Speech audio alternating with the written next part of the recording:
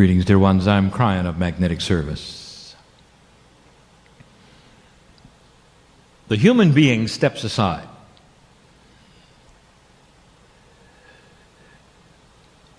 And the higher self, which represents that piece of God in every single one of you, is the portal which allows for spirit to enter. So it would be an attribute of compassionate allowance, which lets the human being then channel. And over a period of time, those things which would become difficult at first are more normalized, that are less linear at first become more linear. And so what you are seeing at this moment is because my partner has practiced. And he's given an allowance for spirit to come through in a way that is pure, loving, and represents the compassion from the other side of the veil. All of the masters who walked the earth featured a compassionate countenance. It ought to tell you about the attitude of God. And so in these moments, at this time, the practice that my partner has gone through creates a situation where he cannot tell what is coming. And that what is coming is a celebration. And so the channeling is about the changes within the shift at hand. It is informative, congratulatory, compassionate, and it is family speaking to family. And we wish to give you the profundity of the shift which is upon you. Even more than that, you take a look at the cycle of what is before you right here in this building. For if you could go back and look at the decisions of where to put it, how to build it, what it should be like, you'll find it was channeled. And so the very moment that you sit here now was seen as a potential when the ground was broken. For the ones who were healed, for the graduates, for the ones who would study the things that are out of 3 dimensions, all of it was seen as the ground was being broken. And that is what we speak of as seeing the future. For spirit can only see what the potentials are which are there given by human consciousness. And the potentials arrive based upon the attributes of consciousness as you put forward ideas, integrity, purpose. And the old souls of this planet are the forerunners for all of that. Now the founders who sit here, they probably know of the attributes of who they were, of what they did before they got here, of what brought them together, and the day they broke ground. And so they have a sense of full circle. For at the point at which the ground was broken, there was no assurance that humanity would go into the attribute that it is going into now. Taken on synchronicity and faith, the building was built. that the school was transferred into the spot and began its work.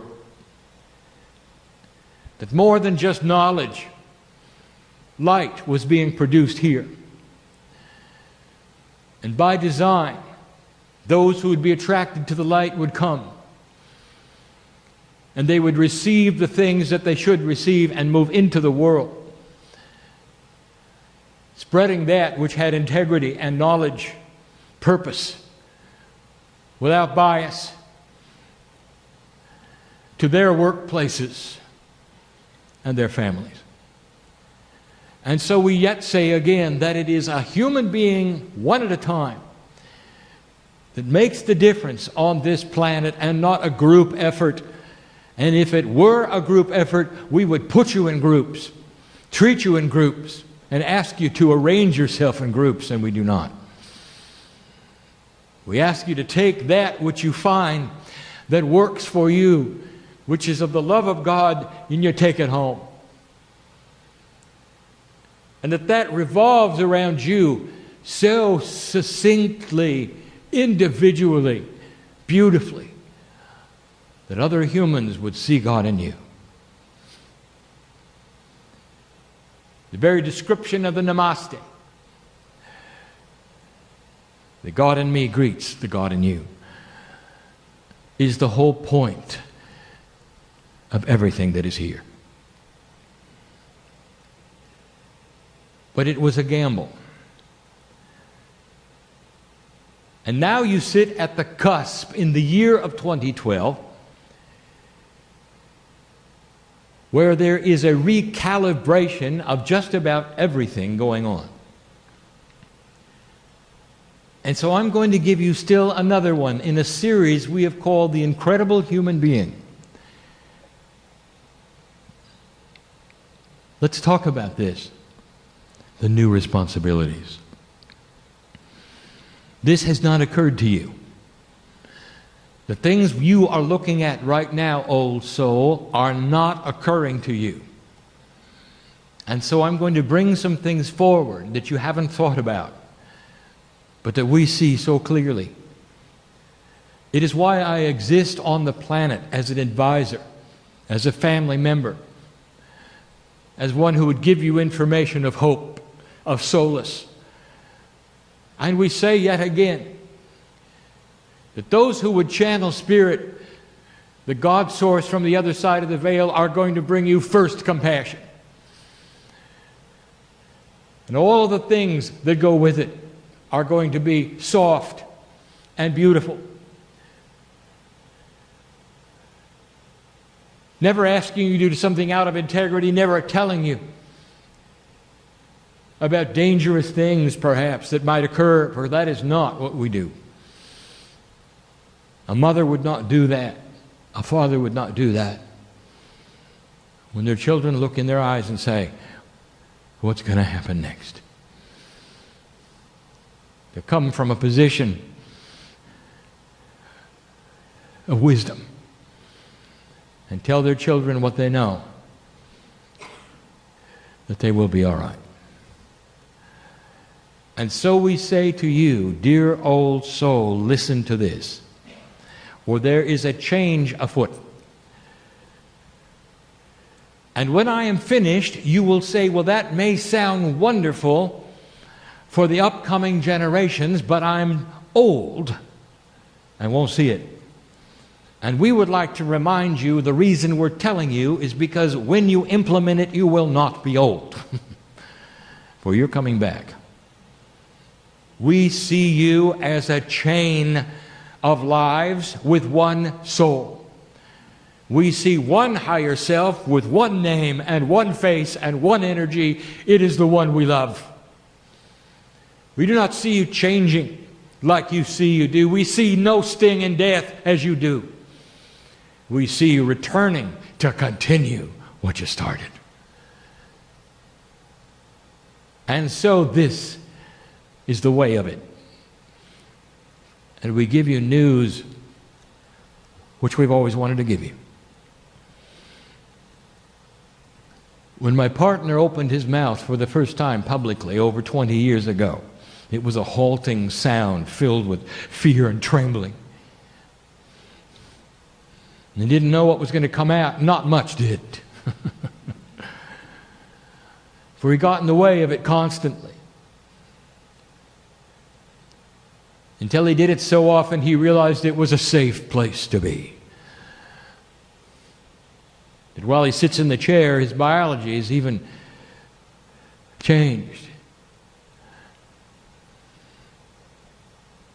But he didn't know about today.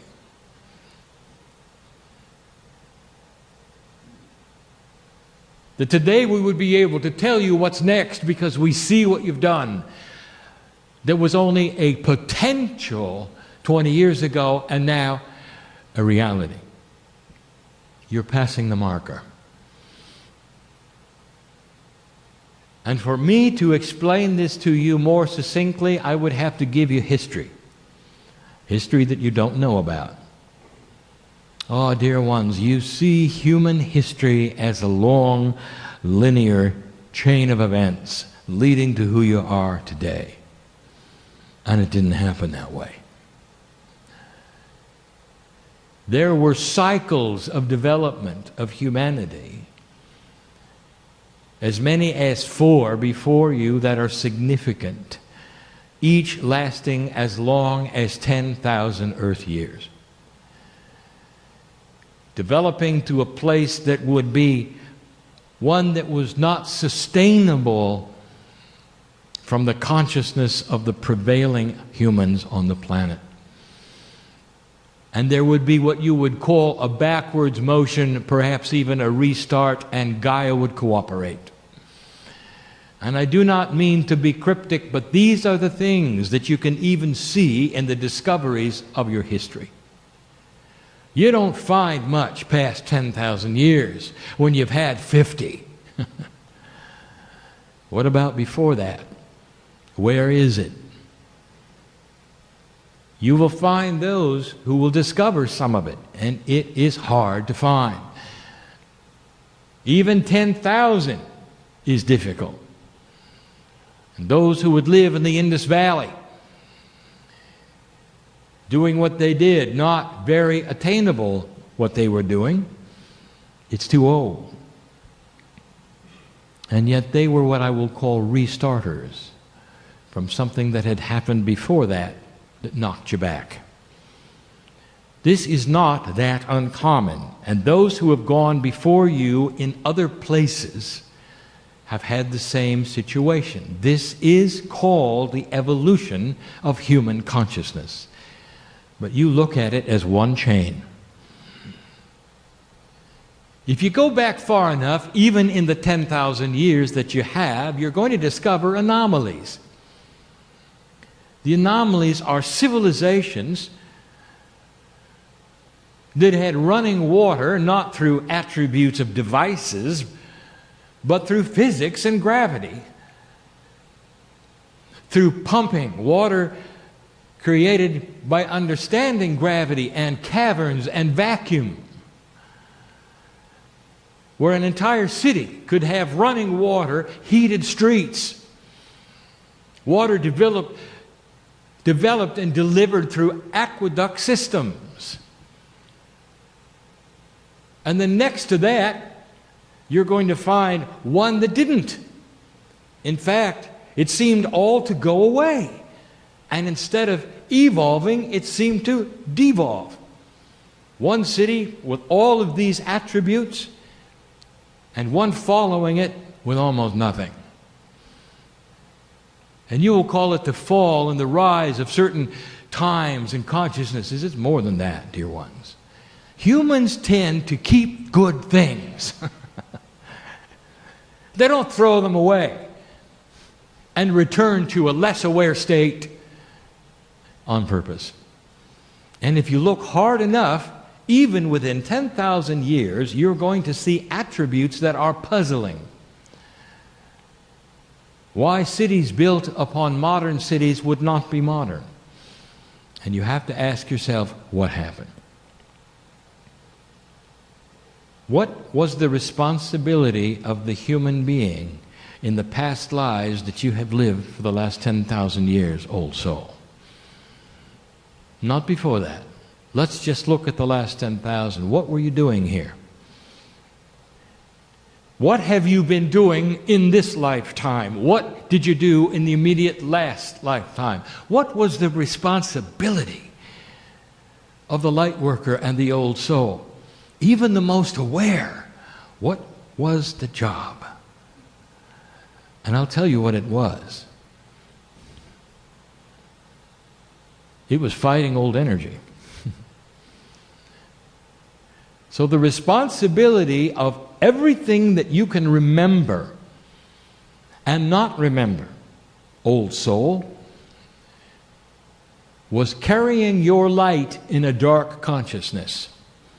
And that is the extent of the responsibility, a big one, that you've had. And so all of this time, all that you really had to know about is how to hold your light. And as long as you could do that, you create more light. And some of you have been through what we would call the ringer because of it.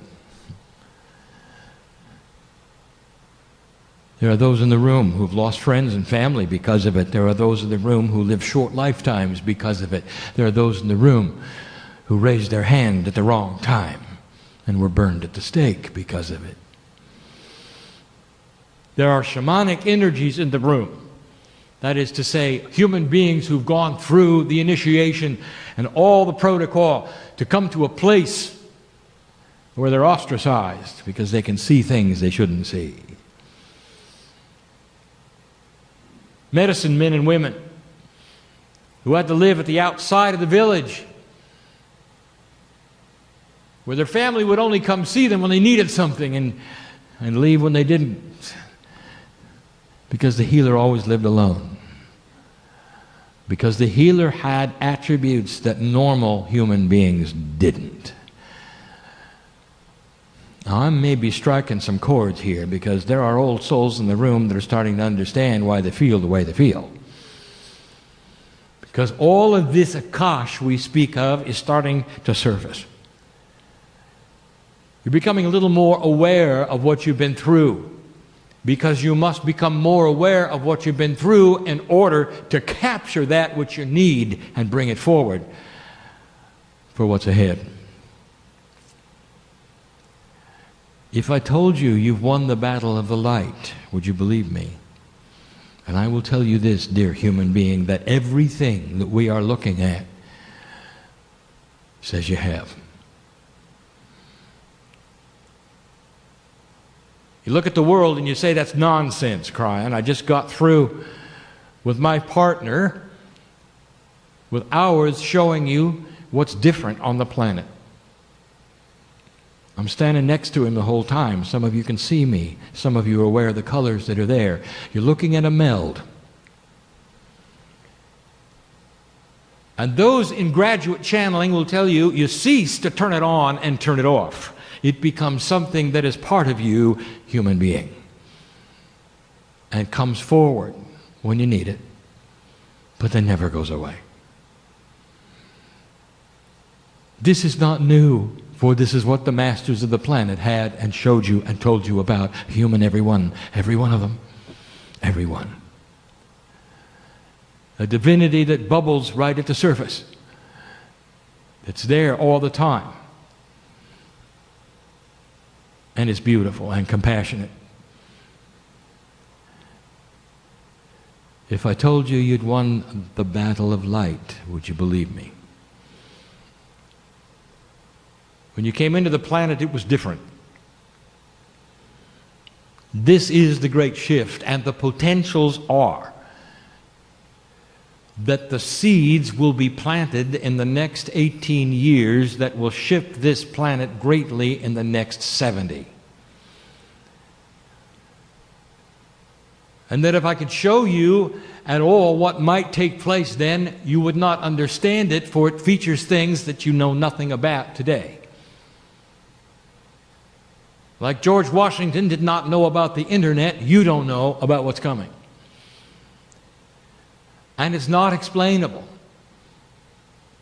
Because some of the discoveries will be quantum, and they'll have to do with communications, and when it is opened, and that particular knowledge is studied, and the invention is turned on, you will have communications with those you didn't even think existed. Can you imagine how that's going to change the earth? It's a bonding when you see the big picture, when you realize you're not alone. It's a catalyst for peace. It's not frightening when you hear those who have always wanted to talk to you in real time and you now can do it and you realize they're just like you. It's an earth that may celebrate instead of going to fear like your movies tell you, if you understand what I'm saying. You passed a marker where the potentials are very high, light worker, very high, that through these next decades, things will continue to settle.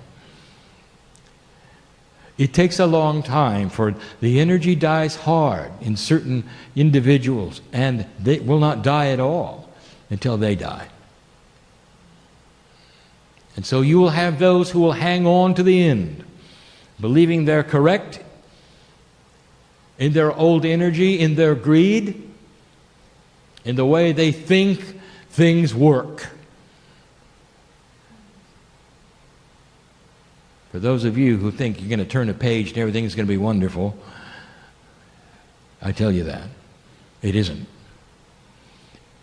But the struggle that is the main struggle of dark and light is changing. For you are no longer fighting the wall of darkness that is insurmountably affixed in front of you. It's moved. It softens. It becomes lighter. Shades of gray, perhaps. But you're winning the battle. And that means you're going to face another kind of responsibility. And in order for you to see what is next and what you might be doing, light worker, it's not going to be that hard, for we're going to take you back in time, way before 10,000 years, way before this section of your civilization, to what the ancients did, to what the Lemurians did, to even some of the first religions on the planet that were intuitive did. But that's where you're going. You might say it is a repeat of history, but let us study it together. Let us go back to the early days, the very early days. Let us look at 50,000, if not more, years ago in places that were developing on this planet where the seeds of divinity had been planted and humans had the knowledge of dark and light. The creation story was complete, however you see it. And I can take you to several places to look around and see what is there and what is not there. In Lemuria, what are you doing? In Lemuria, you look around and you see the study is about self. You have temples of wisdom in Lemuria, a study of self.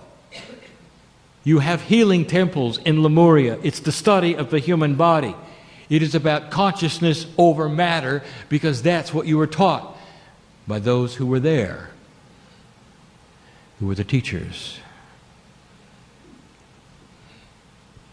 There were no statues to worship then. There was no division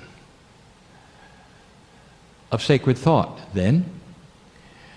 All on one page with an acknowledgement of what had happened. I want you to look at that, because that's where you're going. A return to the past. Some years ago, I asked my partner to go to Uluru.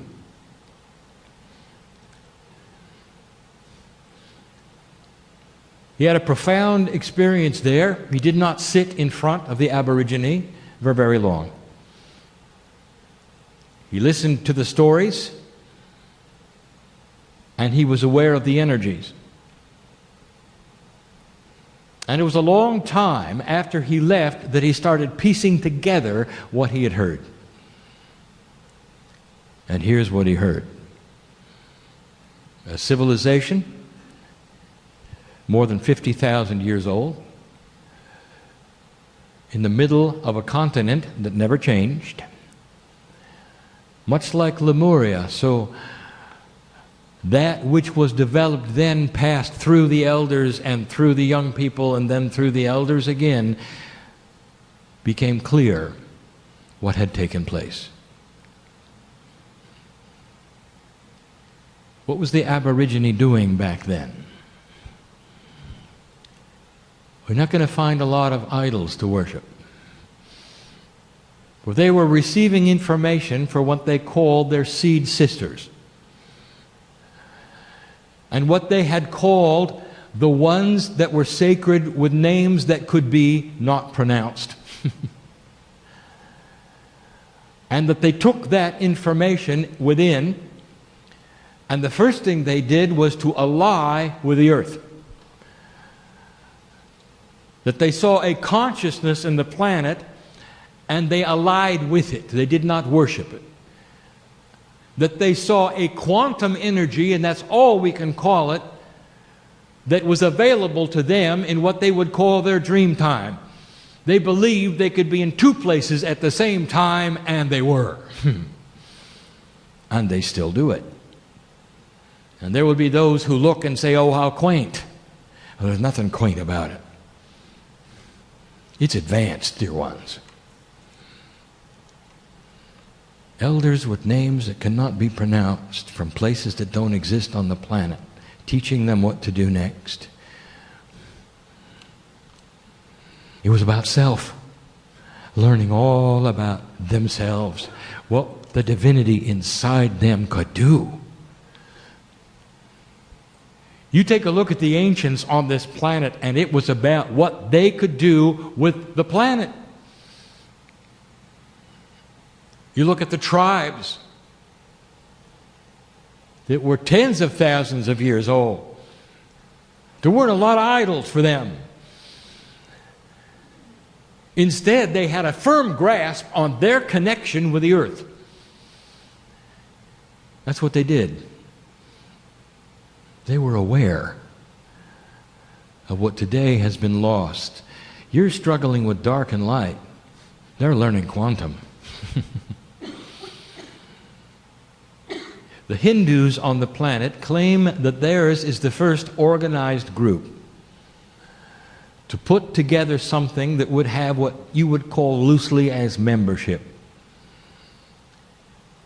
They would have devotees, those who would dedicate their lives to the study of the God within. And listen to what they said. That a human being could achieve such a status of ascension that they wouldn't die. Or that if they did, they would come back in the same form. That they had past lives and future lives. Does this sound familiar? The Hindu was studying the quantum parts of their own divinity, leading to the Buddhists who would see the connection with all things being one, with the earth, with the sky, with the energies of the garden. The gentleness and the compassion. Am I being clear to you? This is where you're going.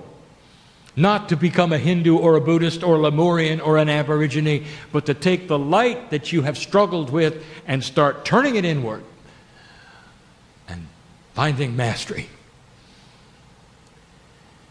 The new responsibility of the human being in these next years is starting to twist itself from fighting a battle of dark and light to moving into knowledge. What did the Lemurians do? They studied knowledge given to them by their seed sisters.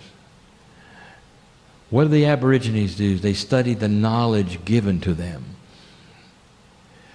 If you ask an ancient where the knowledge has come from, he will say the ancestors. And the ancestors are the ones who are revered because of their knowledge. If you ask a Hindu what is the most primal thing he can do as a Hindu, he will say to study God inside me, and that is knowledge. Now, it comes full circle.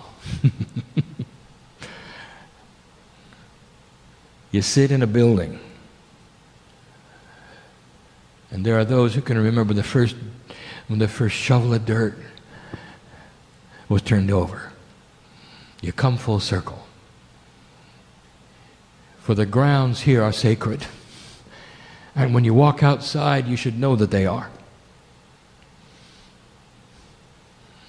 Because it's about the knowledge of the God inside. And that's the only thing they teach here. This is a futurist academy. And the elders knew it at some level when they put that which is here and made it real. So even it will change, but not much. For the things they teach in this place is where it's going. And there will be more teaching it, and more old souls attracted to this. Perhaps even extensions of this. No more fighting the battle of dark and light. Instead, it is turning itself into the study of the God inside. And that creates more light than anything you can imagine on the planet. It plants the seeds firmly. Not so that all will someday become light workers, for that's not in the cards, as they say, but so that all would have eventually a more compassionate consciousness, no matter what they believe.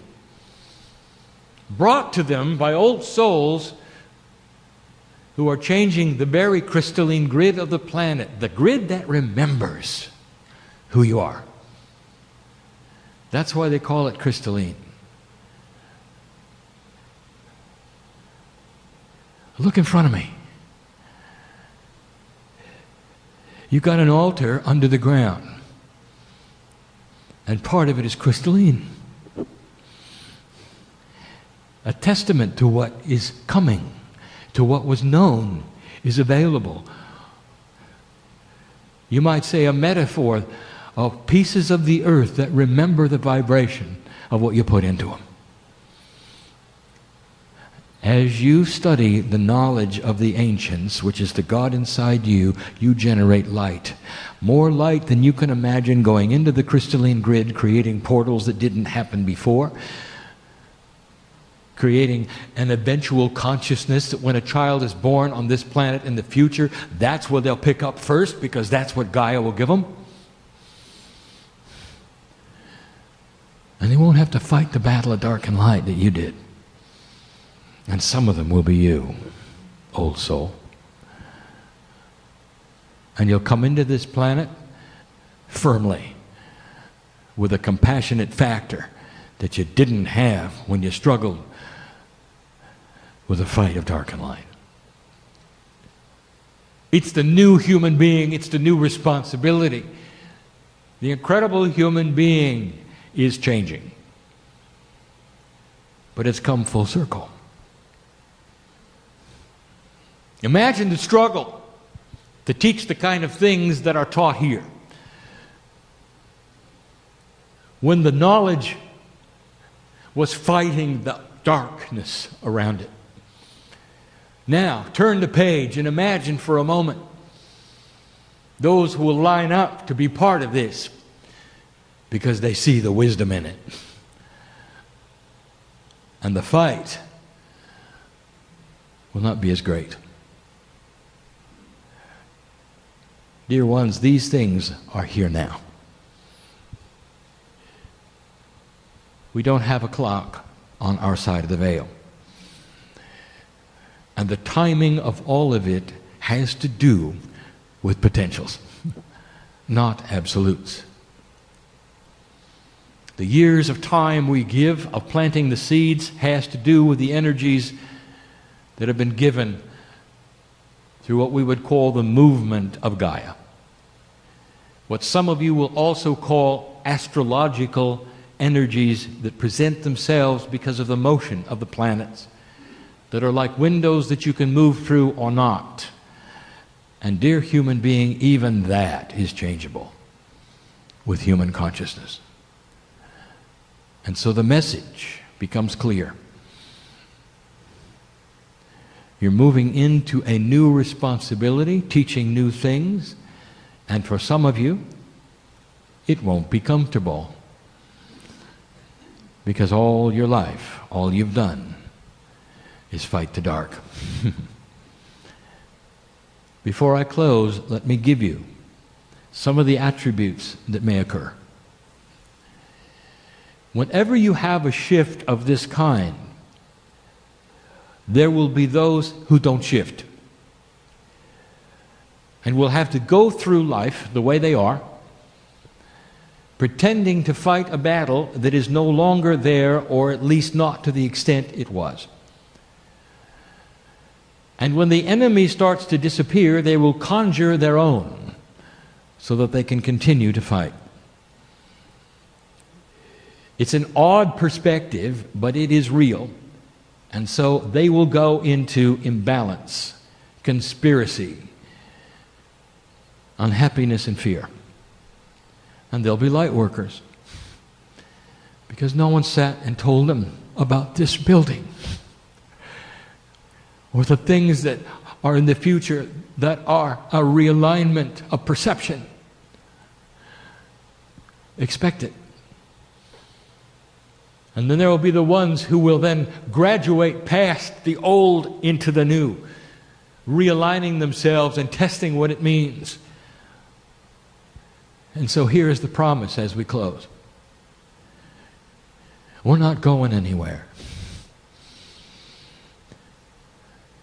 Whatever you call this energy, which is in this room right now, is being increased, not decreased. And the ones who come in here in the future, if they want to, can feel the hand on them, with them, in their hand if they want. A higher coherence of compassion is available. As you turn the corner, you graduate. And that graduation is from the old battle to the new. And the oldest of souls will be the ones who will see it first and make the adjustment. Not easy, what you've asked to do. Advanced information today that many will hear and not understand. But the ones in the room, you've got an advantage because we're here with you right now in a place that is sacred, pressing upon you a compassionate God. The energy of Gaia smiles upon this place. The rocks and the air, all which have their own kind of life, know who you are and what you're doing. And so there is a blessing of initiation upon you, some of whom are more than 50,000 years old. Well done, incredible human being.